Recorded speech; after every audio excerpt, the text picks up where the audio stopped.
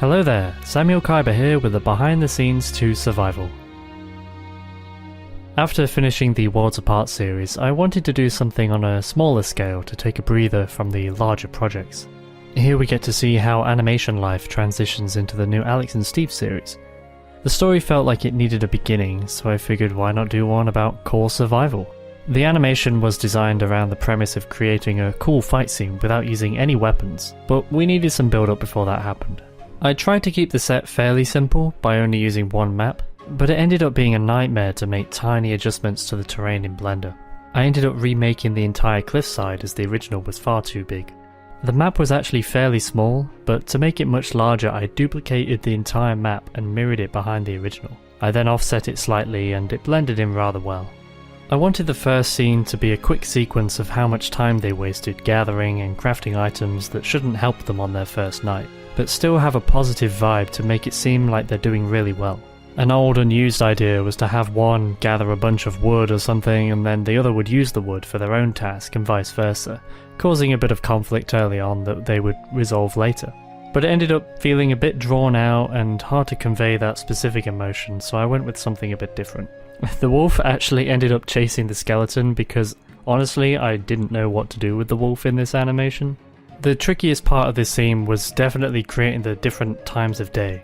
As each shot went on, the time changed, so I modified the sun strength, sun color, mist color, ambient occlusion, all the fun stuff.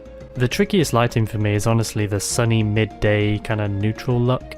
It feels fairly limited to blue mist and a high sun, so it lacks those nice shadows and pretty sunset colors. To be honest, I love doing lighting anyway, so it was a lot of fun creating the visuals.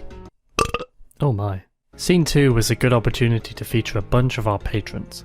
I wanted to show a variety of different ways people try to survive their first night, like hiding in a dirt house, or building a nerd pole to avoid the mobs. Also to show some things not to do, like building a house without a roof, or digging straight down.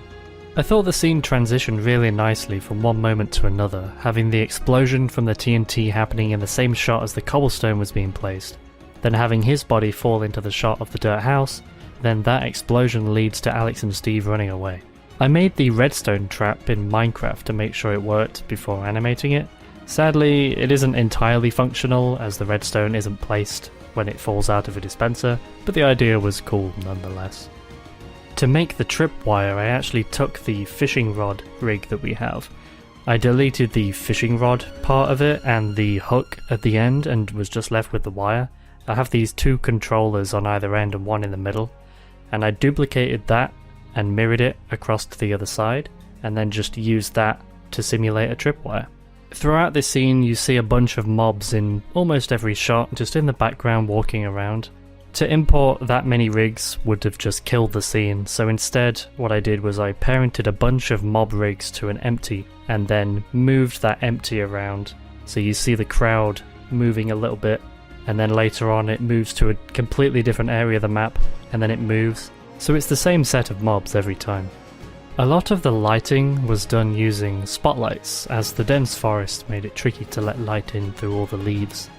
Everything was still looking too blue, so I keyframed torches to move around the map to create this orange glow which contrasted with the blue very nicely.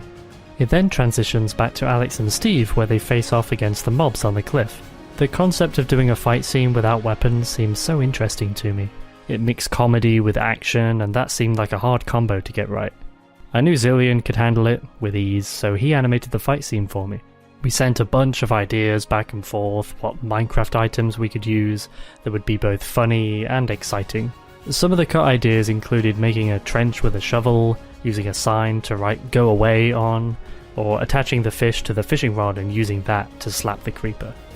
Why did I just gesture as if I was slapping with the fish? The fishing rod was originally going to be attached to Alex's waist, kind of Attack on Titan style, where she'd be grappling from tree to tree, using a different weapon to cut things from below her. But the tree line was pretty far away from the mobs, the scene didn't really allow for that kind of motion, so we ended up going with Zillion's idea. I wanted this whole scene to show them working together, alternating between attacking and crafting, which was a nice contrast to the opening when they were working independently. This worked especially well in the fireworks sequence. where the camera doesn't change and shows them excelling at teamwork. The bamboo sequence was the part I wanted the most for sure. My favourite fighting style Zillion had done for Songs of War was the Tidesinger's polearm, so I tried to find the closest item to a polearm in Minecraft. It turned out so cool.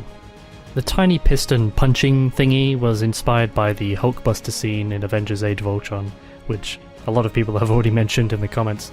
It's hard to see, but it did have a lever on the side to activate the piston, but to be honest I don't think it ever really gets shown in the animation since the camera's on the opposite side.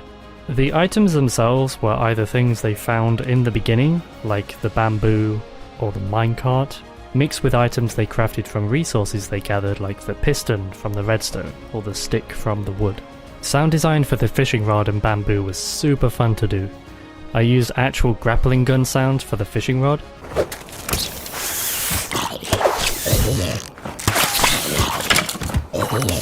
and a mixture of toonfers and whips for the bamboo.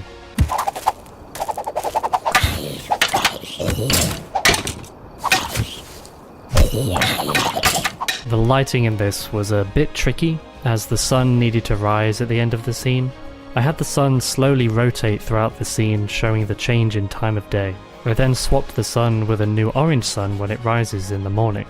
To make sure everything still had enough light from all angles as the sun was changing direction, I used the same technique from Worlds Apart, where I placed several spotlights pointing in multiple directions. And the fire... I just hit my mic, why did I do that? And the mic... God, now I've got thinking about microphones. And the explosions were made using particle systems consisting of a simple collection of white and grey objects. I wanted the ending to feel like classic Minecraft, where the sun rises and burns the mobs. An old idea was to transition into a building sequence with surviving patrons to make the new house they have in Ocean Monument and beyond.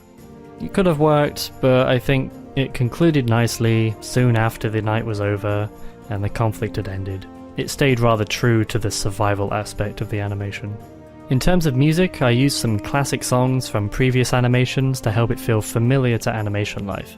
The music played a big role in setting the pacing of the second scene especially. At key points, the music would stop and exaggerate the moment on screen.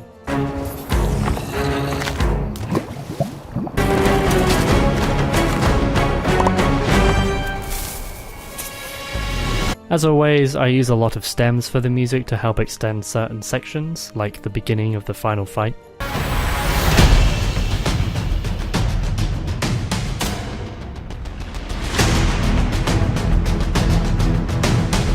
There were a couple of references here and there. Echo was chilling with a diamond pickaxe, Alex was wielding her bamboo like Darth Maul from the Clone Wars, and the term Sweet New Base was a callback to an old Halo Reach vidoc. And then you can say, sweet new map. The thumbnail was actually created using an unused Songs of War design. I ended up modifying it a bunch, replacing rigs here and there, changing the lighting setup, but mostly adding a bit more colour and more vibrant, make Alex and Steve easier to see. I know the animation was a bit shorter than what we're used to making, but I wanted to keep this one fairly straightforward and take a bit of a breather from the long-form stories. I'm super happy with the result though. Zillion especially did a fantastic job with the fight.